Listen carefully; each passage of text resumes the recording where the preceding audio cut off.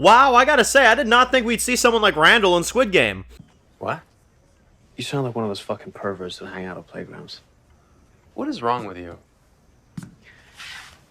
Well, maybe you should play at a playground somewhere.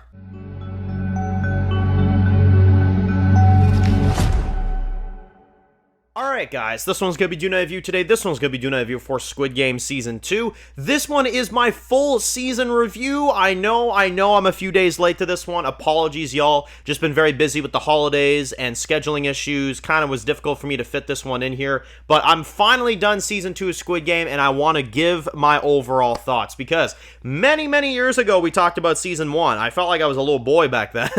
But now, we are here with Season 2 of Squid Game. And you know what's funny? Season 3 is next year, so we're not going to be waiting as long as we did between 1 and 2.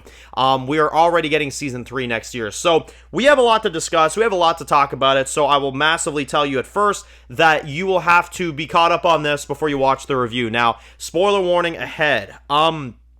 Dear God. I would like to start with this. This season, to me, I will say, is it Season 1 of Squid Game? No.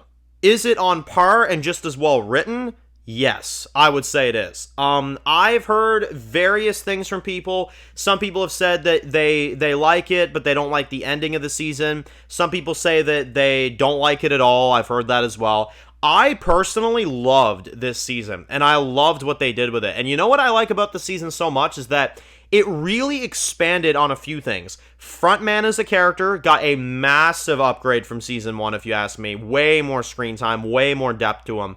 The Pink Soldiers actually have some perspective this season, which I think is a massive compliment. That's a great advancement in the story. And on top of that, Gi-hun is so much better as a character than he was in Season 1. And that says something, because I've loved his character from the beginning. But he is an absolute beast this season. He is an absolute unit, and I love what they do with his character. He is insanely prepared for what happens, at least he thinks he is. And then you realize that they've upped the ante this time, and it's not exactly the same case. But let's just jump right into it. Let's talk about the overall story, and then we'll give our full thoughts here. So, Season 2 begins literally where Season 1 left off, and we skip 2 years pretty quickly, too.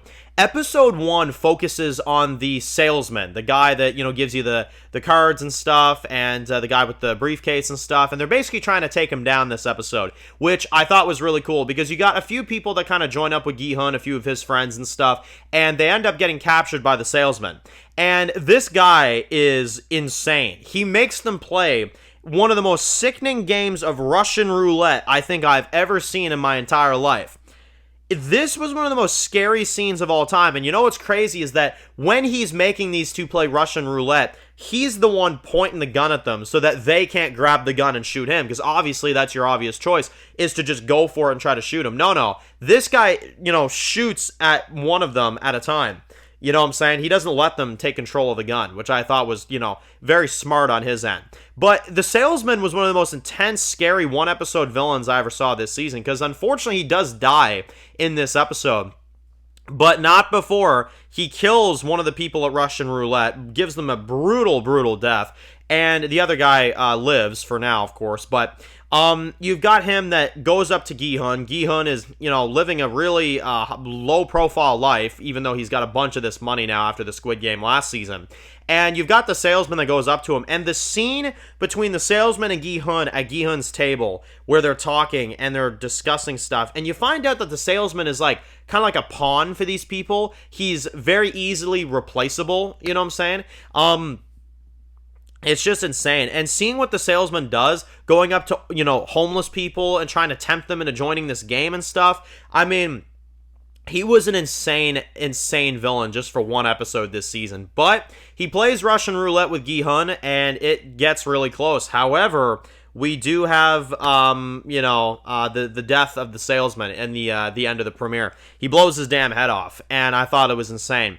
Right in front of Gi-hun, and that's how that one goes. Just insane. Absolutely insane. So, we progressed the season, as if that wasn't an insane start already. We progressed the season further, and we have an episode with this woman here who, it kind of appears like she is she's, in this, play thing or whatever. She's, doing stuff for these, kids and stuff like that. And you find out that she kind of is trying to help this kid or whatever that, gets injured and stuff. And it's crazy because her character ends up becoming a pink soldier. We end up following a character that turns into a pink soldier most of that second episode. We go from her plot and we see her turn into a pink soldier, and we've also got Gi-hun, who is raising an army against the Squid Games. And we have him doing like target practice. You've got him like, kind of explaining how this whole operation is going to work. He's got all these people like gun training and stuff. He's raising an army.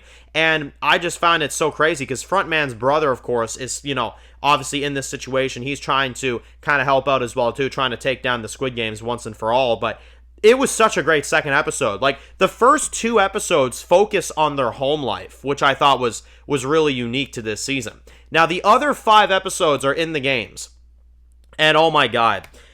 Episode 3, the red light, green light moment, was just one of the most, insane things ever. And admittedly, when I heard that they were recreating the red light, green light, I was a little suspicious, because I was like, man, are they just repeating plots, you know what I'm saying? But no, this was awesome. This actually beat the first red light, green light for me. When you got Gi-hun that's sitting there, and he's telling these people, you don't want to do it, you know what I'm saying? If you move even an inch, they will kill you, you know what I'm saying?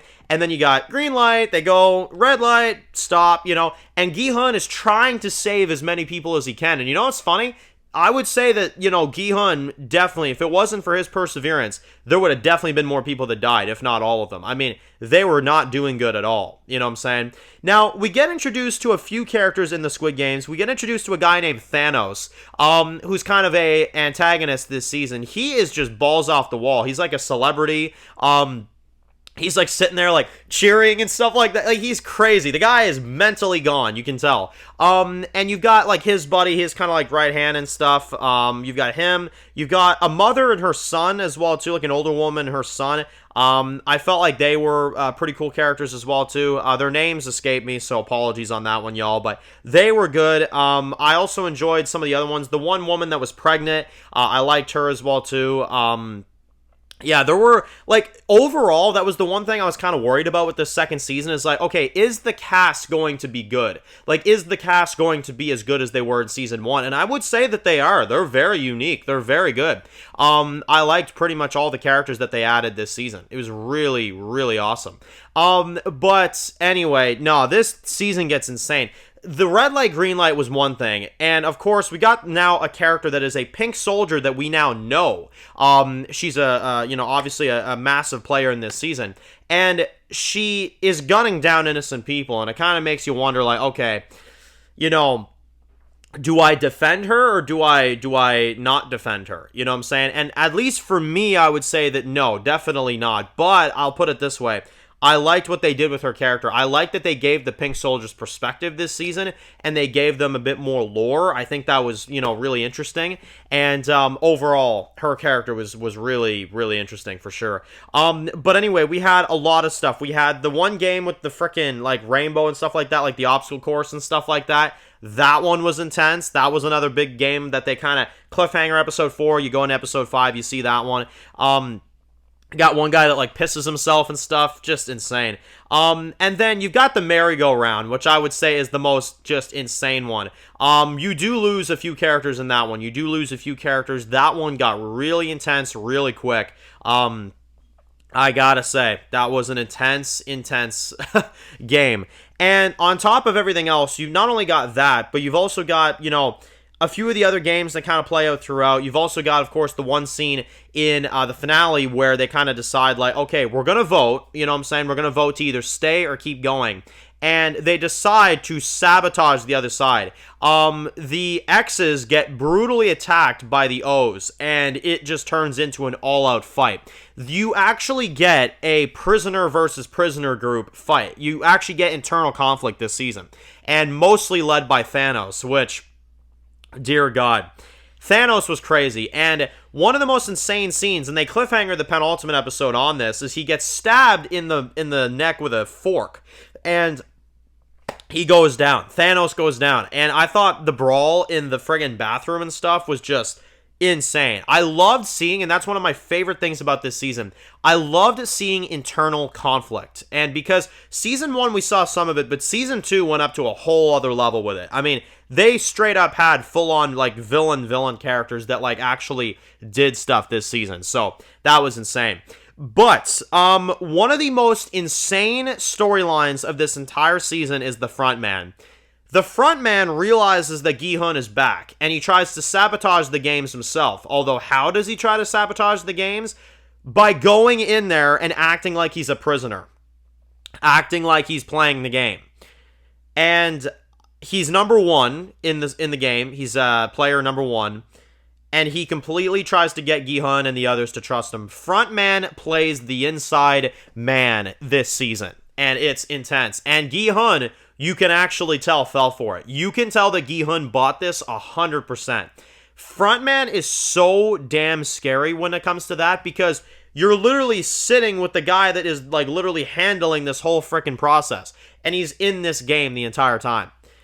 Insane. And they don't even figure it out. They don't even figure it out. He starts, of course, shooting some of the people in the finale, but before that, they do not figure out who he is. So, Frontman is seriously a standout for me this season. Frontman is awesome. Like, he's an awesome, awesome villain, because he's in front of your eyes this entire time.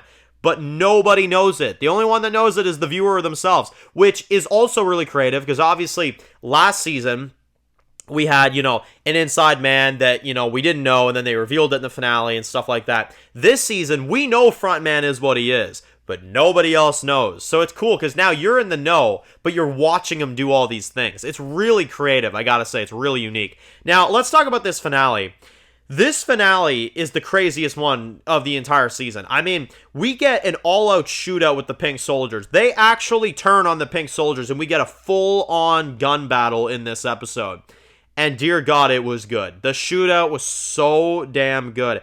And, as if it wasn't enough, you have conflict already with the X's and the O's, but they have to put their differences aside and fight back. You know what I'm saying? And the battle was just insane. And again, I gotta say, the action was well executed. There was like a good, half an hour worth of a shootout. And it was so good. It was such a great thing. It was great to see everybody working together. And then Frontman does the flip, starts shooting some of these guys, and at the end of the season, we have a reveal that Frontman, of course, is what he is, and he approaches Gi-hun, and he kills Gi-hun's best buddy. He kills him right in front of him. And Gi-hun just has to sit there and wonder, what the hell happened. And Gi-hun doesn't even know that Frontman is, of course, his friend, right? So he doesn't even know who Frontman is fully, but Frontman confronts him at the end of the season. Once Gi-hun finds out that it's him, though, I'm telling you what, that's going to be just insane. But that is a mean cliffhanger, because they leave it there. They leave it there just like that, and that's how they leave season 2. I mean, I don't know, if everybody's watching the same show, but to me, that was an incredible season. The complaints I'm hearing about it, I don't understand. Is it season 1? No, it definitely isn't, but I think it's almost just on par, I would say. There's no story flaws I would have with this season. There really isn't. It's exactly what it needs to be. It's really unique. The games are really, really fresh and unique and exciting. And I loved it. I absolutely loved it. I cannot wait to see what they do with Season 3. I cannot wait to see how that goes down. So let me know your thoughts in the comment section below. How do you feel about Squid Game Season 2? Did it live up? Did it let you down? Was it good? Was it decent? Let me know your thoughts on what you think down below. For me, at least, I don't know. I'm going to give it a 10 out of 10. I thought it was fantastic. Like I said, it ain't season 1, but it's almost on par, I would say. It's really great. I think the only thing that makes season 1 better than this is the fact that season 1 legitimately made me sad for somebody that was a villain the entire time. They didn't pull a twist like that this season. But I'd say about damn near everything else they got me with. It was just as good, I would say. So, and one advantage I'd say this season, Gi-hun is even better than season 1. His character is incredible. I cannot wait to see how they cap off his story in season 3. So, yeah, season 3 next year. Let me know your thoughts, though, on season 2 and what you thought about it. And that'll be that. Thank you all for watching. If you're new to the channel and you enjoy videos like this, guys, make sure to click subscribe button so you don't miss any other videos for Squid Game. Make sure to follow me on Dan's Reviews Official on Instagram, guys. And, of course, I'll see you guys very soon for more videos for Squid Game. Enjoy the rest of the day, guys, and peace out. Born in the dark alleys, city of concrete. His reviews blowing up, never taste defeat. Walking Dead dissected every plot twist beat. World gone mad, TV junkies hit a treat. Typing up scripts, marathon through the night. His opinions hit harder than a street fight scene. Every episode, brain sharper than a knife. He's the beacon of critique, shedding TV light.